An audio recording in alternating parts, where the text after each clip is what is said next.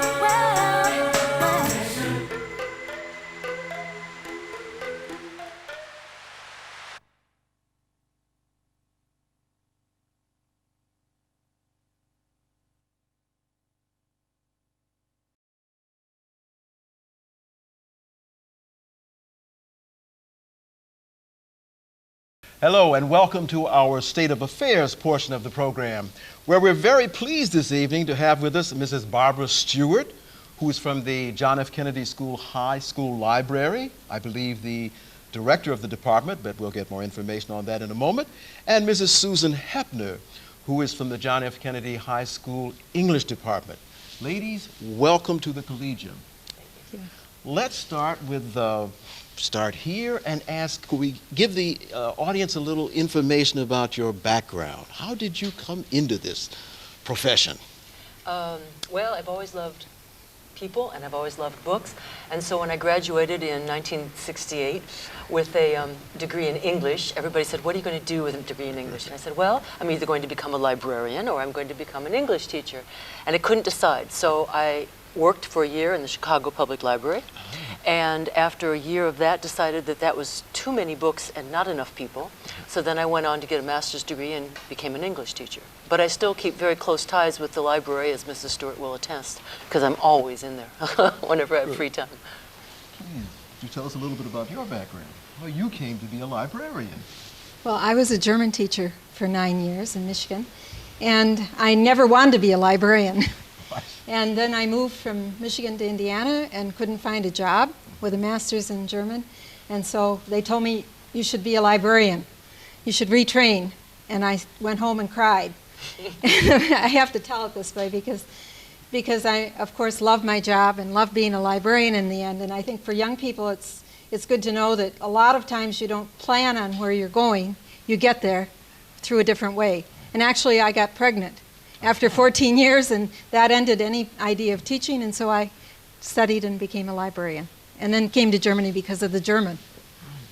Speaking of young people, now that you've had the opportunity to look back on your careers, are there any influences, your parents, something you read, something you heard, that caused you to go or influenced you to go in this particular direction? What were the things that happened when you were a child just 20 years ago? Just 20 years ago when I was a child, yes. My parents read to me, of course, all the time, and they took me to the library often. I can remember the very first book I can remember checking out by myself was Bartholomew Cubbins, The 500 Hats of Bartholomew Cubbins. And I just adored that book, and I didn't want to return it because my mother, I thought it was my book. But finally I did. And so that was probably one major influence. And then I've just always loved reading since then. And I, too, like Mrs. Stewart, didn't want to be a teacher because I was very shy. Nobody ever believes this. I tell my students they never believe me. I was very shy. And I couldn't imagine a worse thing than trying to stand in front of teenagers. It just terrified me. But that was why I had to do it, because it was the thing I was most afraid of. And so by forcing myself to do it day in and day out, I think they will attest that I have overcome my shyness a bit. And what about your influences? Well, my great aunt, who just died at 106 last year, she was a big influence in my life, and she was the teacher. And my father and mother, too, read to us constantly, just like Sue's parents did. And just went naturally into teaching, and like I said, then sort of fell into being a librarian after 14 years. So, over the years that you've both had the opportunity to practice your profession, what changes, if any, have you witnessed in this short time that you've been involved with this profession? And how would you contrast your experiences in the United States with being here in Berlin? Who wants to go first? I'll let her start. Okay. Okay, well, we'll start with the library because things have, of course, changed immensely in the last 20 years in libraries. The computerization process, the introduction of the internet. So life in the library is totally changed and is changing every year. First we computerized in 1991, and now we're doing internet, and you don't know where it will end. Right now you're teaching learning out of the library as well as learning in the library, because you want students to be able to use the internet with some kind of evaluation of what they're looking at. And so you're involved in teaching, not just in the library, but in teaching out of the library, too. Mm-hmm. I can't really make comparisons because when I taught in America, I taught in the inner city of Gary, Indiana, and then when I came to Berlin, of course, it was quite different. So those kinds of comparisons I can't make, but I can say that in the 25 years since I've been at the Kennedy School, it has constantly been changing, and so every couple of years it seems like it's a totally different school, which is one reason why I've been able to stay so long. It's never boring, and it's never the same job 2 years in a row. It's always got a different clientele, a different populace, different students with different needs and different interests, different backgrounds. So I have never been bored in the 25 years I've been here. Wow, that's a long time. Yeah, it is a long time. What, in this day and age, is the purpose of the library, and how does the library interface with the internet, with the new technology? Okay, I think I touched on this before because the library is now involved in not just teaching learning from the books in the library, but teaching students to use databases and to use the internet and use them effectively, because if they're not used effectively, it is a lot of waste of time. It was easier with books. It's harder with the internet. It's hard to get students' attention because they're tied to the internet and the computer. You may have 5 books. I have to run and get the books and bring them over to the computers and say, have you seen these books yet? Oh, wait a minute, here's exactly what I need. But they still never leave the computer. And so the internet has a great power, and we have to learn how to help students use it, I feel, and not reject it. How, I would like for you to respond to that question also, but how, in your opinion, does the internet affect the reading scores, the comprehension, the vocabulary skills of the students, because you're involved with the English department? Right. That I can't really judge that. I have no idea. What I can say, for example, is every time my students we start a new book, at least one person will come in the next day having downloaded everything there is on the internet about that book. And they are bringing in theories of Shakespeare and theories of John Fowles that I, as an English teacher, never encountered. And so my job becomes trying to teach them to evaluate the authenticity of these sources. Just because it's on the internet does not mean it's valid. And they will come in and we'll have a discussion about some current event. And, well, I read it, I heard it on the internet, I saw it on the internet. And they believe it, absolutely, because they saw it there. And my job, I think, is one to try to make them a little bit more skeptical. Just because you read it on the internet, does that necessarily mean it's true? Who said it? Who is this person, or what is this site all about? So again, it's more difficult because those are very sophisticated skills, being able to evaluate a source for bias not only, but also for authenticity. Is this person know what he or she is talking about? There are places that you can go on the internet and get totally biased information. For example, I think Barb told me one time a story about a young boy who had written a report on frogs. And somebody was trying to quote this as in a research paper, and finally found out that this was some 7-year-old kid who had written, from the encyclopedia. Well, that is not a valid source for a high school research paper then. So, but the students don't know that. They think it's absolutely fine. So it's harder. And the other thing I think is that it shortens the attention span. Very much I notice a shorter attention span among students because of the constant snappy movement, and if they get bored with one site, they can just flip over to another and move that mouse and go all over. So I think it's harder for them to stay focused.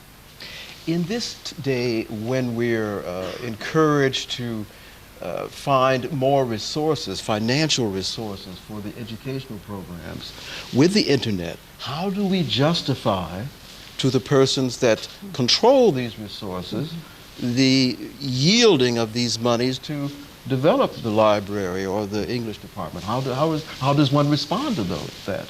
I mean, Mrs. Hefner and I have been working all week on exactly what she's been talking about here. In-service training for teachers and for parents and for students on using the internet.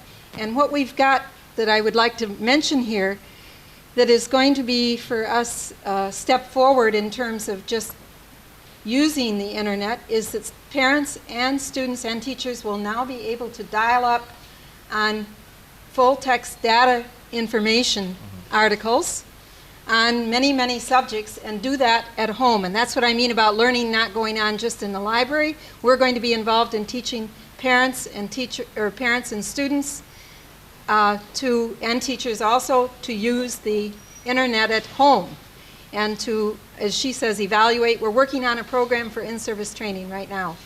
So that's what we're up to.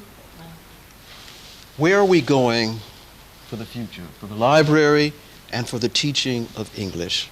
I think that we're going in the direction that I have always felt is the major direction. I no longer see myself as, if I ever did, as a purveyor of information. I have always seen myself as someone that is trying to stimulate the students to think and to be creative. And I think those are becoming more and more and more essential as the internet takes hold more and more, because information, of course, fine. Information is, there's a glut of information, but what to do with it, how to use it, how to evaluate it, as I said before, but also how to synthesize it. If I've got all this information, what do I do with it? It doesn't do me any good in isolation.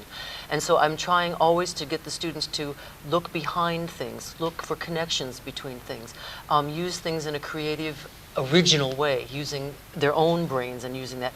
I think that otherwise, if teaching just is purveying information, we're obsolete. You can do that faster and better with a computer.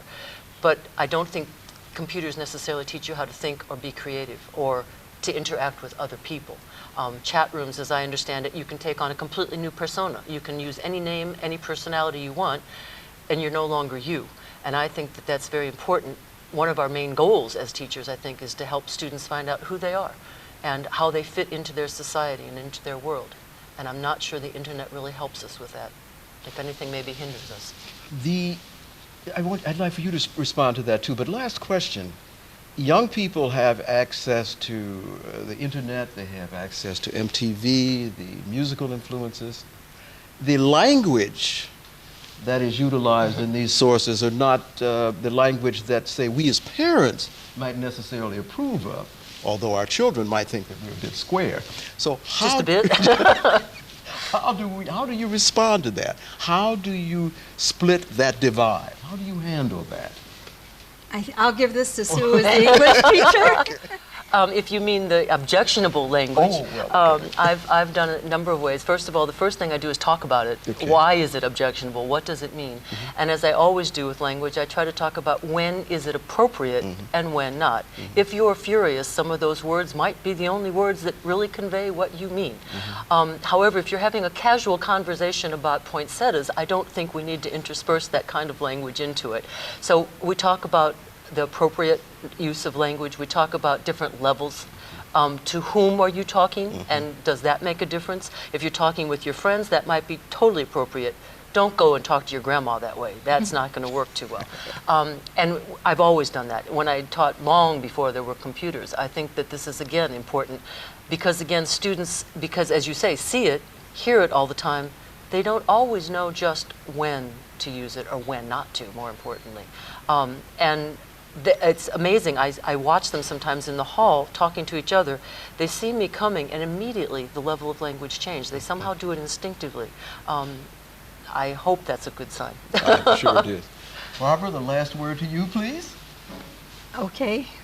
I think it's exciting, the new kind of learning, the learning not just in the library. And I think the future is going to mean more learning in space, as I heard recently. And I think learning is the fun thing, and I get a chance to help with that too, and I really enjoy that. So, Barbara Stewart, Mrs. Hepner, thank you very much for joining us here on the Collegium. So stay with us, and remember, you are participating in the Collegium.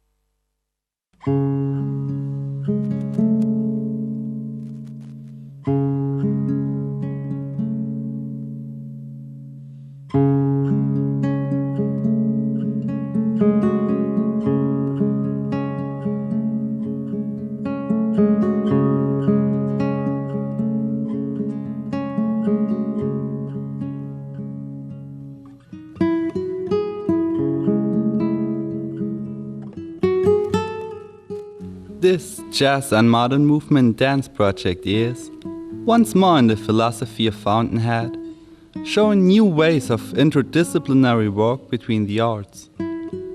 In this combination of artistic expression through choreography, dance, photography, graphical art, music and speech, we will present you an impressionistic point of view that not only satisfies aesthetically, but also creates emotions and gives you the opportunity to feel into our process of creation as well.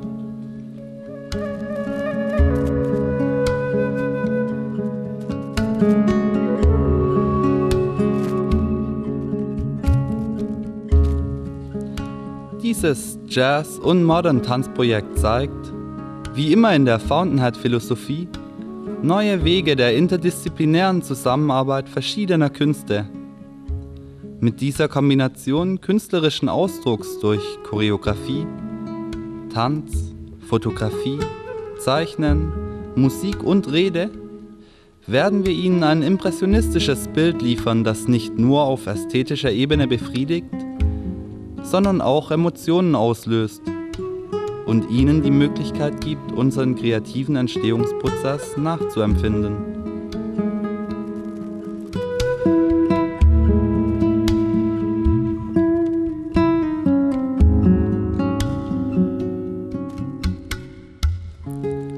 You will see still lifes out of motion to observe multiple figures that combine to a choreography, giving you an idea of choreographic work. I also took some pictures of the artists in natural day-to-day situations, behind the scene. This is how dancers train in the Placement Dance Studio in Berlin. Basically, day in, day out.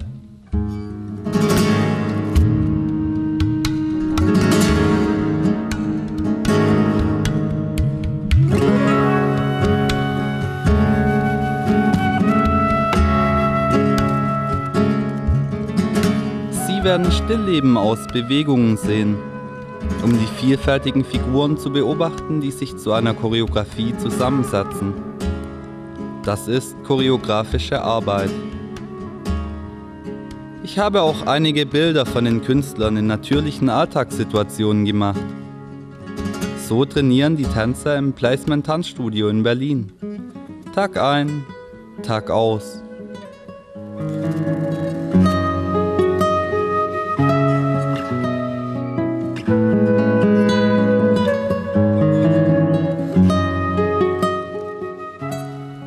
Amongst the photos, we put some sketches to enlarge your view for abstract aspects of this work as well. We want you to feel these pictures with the music and let your emotions develop, to judge not only by intellect.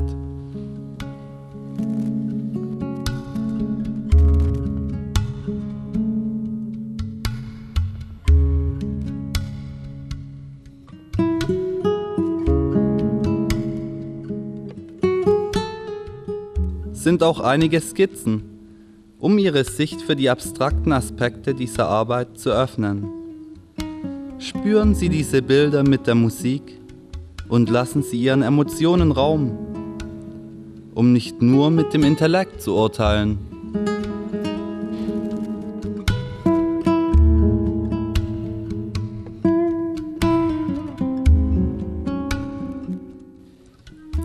Doesn't this look like effective hard work and a lot of fun at the same time?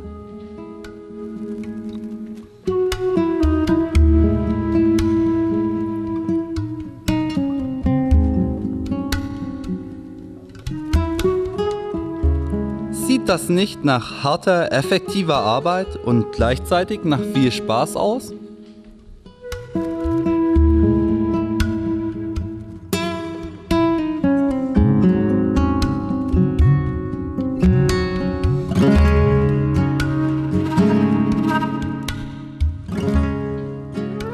Sweating, we are often, and also smiling a lot. Sometimes we are loud, little soreness might come about, But disparities are settled by discussion. Knowing you're human, not perfection, might as well give your best in situations. What better can one do? This one I leave to judge for you.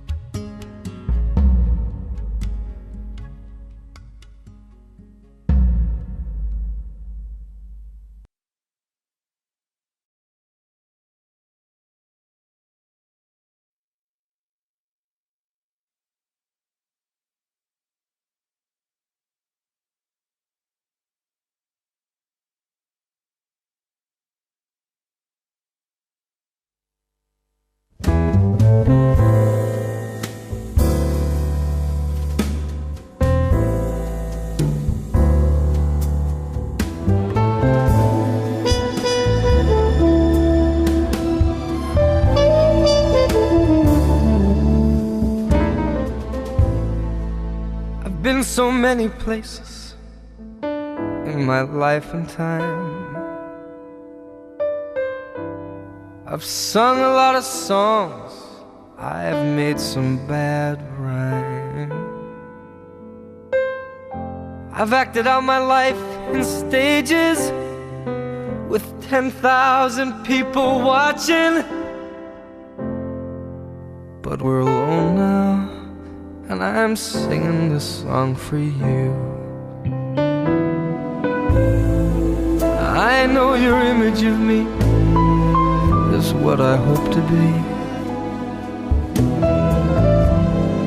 I've treated you unkindly, but girl, can't you see? There's no one more important to me. So darling, can't you please see through me? 'Cause we're alone now, and I'm singing my song for you. You taught me precious secrets, the truth withholding nothing. You came out in front and I was hiding. But now I'm so much better. So if my words don't come together, listen to the melody, 'cause my love's in there hiding.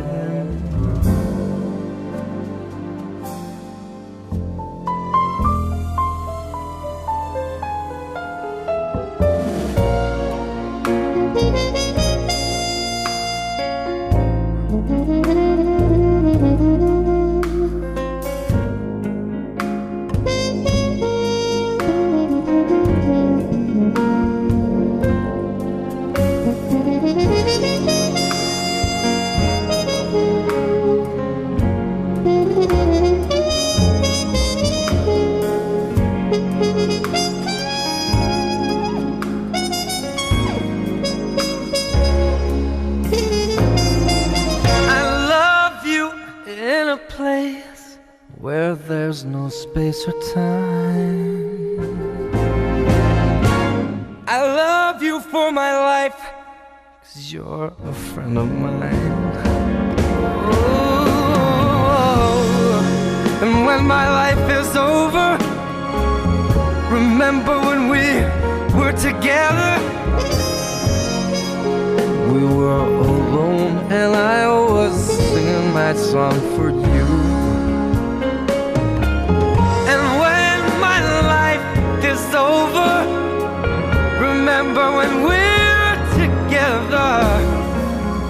We were alone, and I was singing my song for you.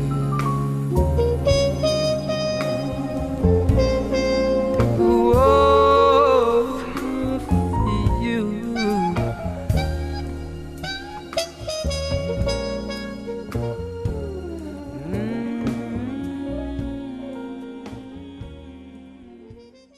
And we'll be right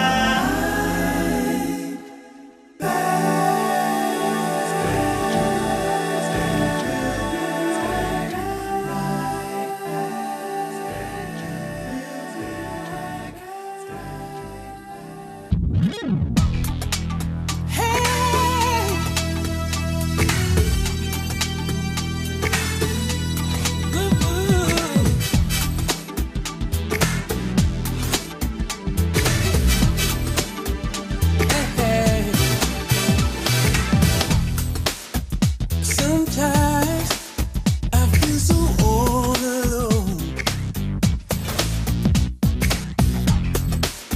and heartache is like a danger zone. Somewhere there is a better place. And out there, where love will find a way. I know this train is rolling. I feel the track. I don't know where it's going, but it's always rolling. Right there where we started. Deja vu. This train of broken hearted souls. I can't keep going on and on. I can't keep going on and on. I've been on this train so long. I can't keep going on. Faith knows that everything will change. Hey, and someday there'll be no more pain. Hey, hey. Oh, I know this train is rolling. I feel the track. Don't know where it's going, but it's always rolling. And right back when we started, deja vu. This train of broken hearted souls. I can't keep going on and on. I can't keep going on and on. I've been on this train so long. I can't keep going on. Said I can't keep going on and on. I can't keep going on and on. No, on this train so long. I can't keep going on.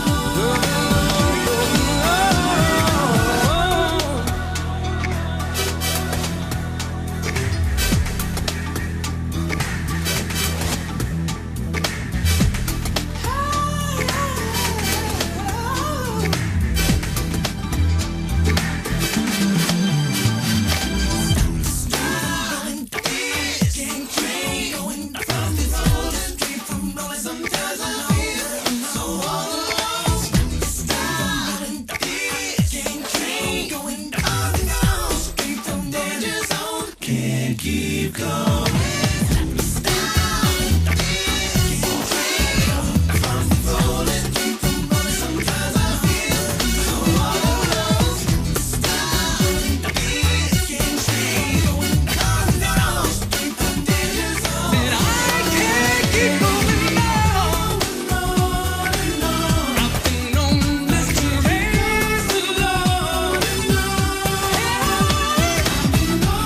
Train so long.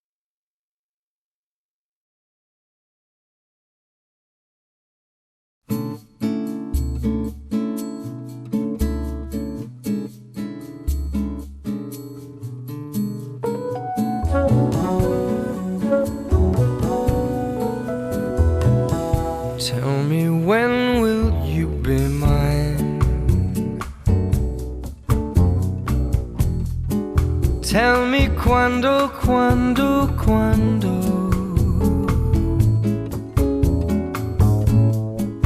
we can share a love divine. Please don't make me wait again. When will you say yes to me? When will you say yes to me? Tell me quando, quando, quando. Tell me quando, quando, quando. You mean happiness to me. You mean happiness to me. Oh my love, please tell me when.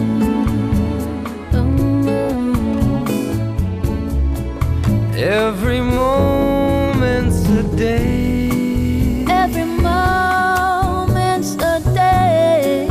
Every day seems a lifetime. Every day seems like a lifetime. Let me show you the way. Let me show you the way to a joy beyond compare.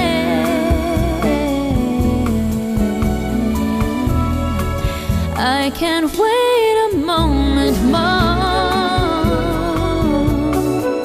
Oh, tell me quando, quando, quando. Tell me quando, quando, quando. Just say it's me that you adore. And then, darling, tell me when.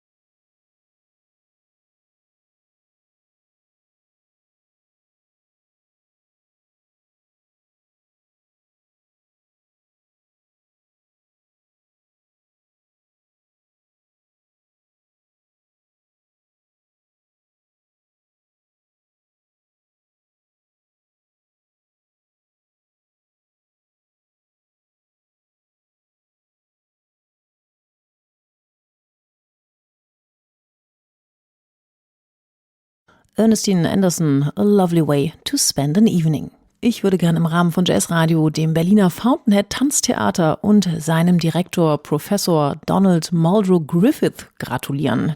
Denn die haben eine ganz besondere Auszeichnung erhalten, und zwar vom Bündnis für Demokratie und Toleranz für den Einsatz von Professor Griffith und seinen Kollegen zur Förderung der hervorragenden Beziehung der Gemeinschaft durch ihr TV-Programm The COLLEGIUM. Das Programm wird 3-mal die Woche vom Community Channel Alex Berlin ausgestrahlt und darüber hinaus in anderen Städten Deutschlands und in den USA. Gestern wurde die Auszeichnung im Roten Rathaus verliehen. Und ich darf auch nebenbei noch erwähnen, dass Professor Donald Muldrow Griffith ein ziemlich talentierter Jazzsänger ist. Und welch schöneren Weg gibt es, zu Toleranz und Verständnis aufzurufen, als durch die Kunst, durch Musik und durch den Jazz. Also Gratulation. Und hier und jetzt geht's natürlich auch weiter mit Jazz. Soul Talk sind hier mit Loving You.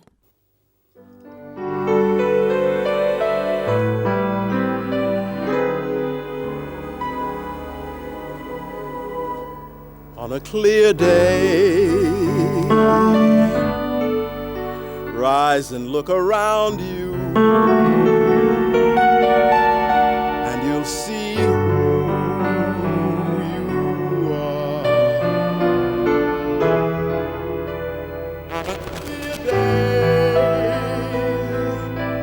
how it will astound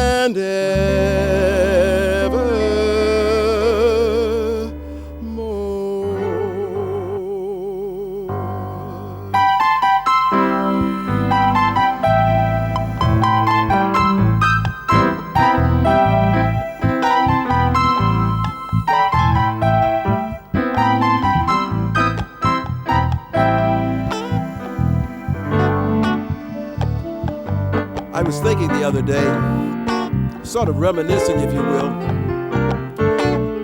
about a woman that I fell in love with a long time ago. Well, this was a very special woman. You know, I thought I was pretty cool, too. Smooth as it could be. But when I met this woman, well, I found out that I wasn't quite as cool as I thought I was. She was beautiful, intelligent, talented, but she was powerful. There was something very strong about this woman. But over a period of time, she decided to show me her vulnerable side, and we came together. Man, it was wonderful. But of course, there's a sad side to this story, too. And the sad side basically was my fault. I'll tell you about it.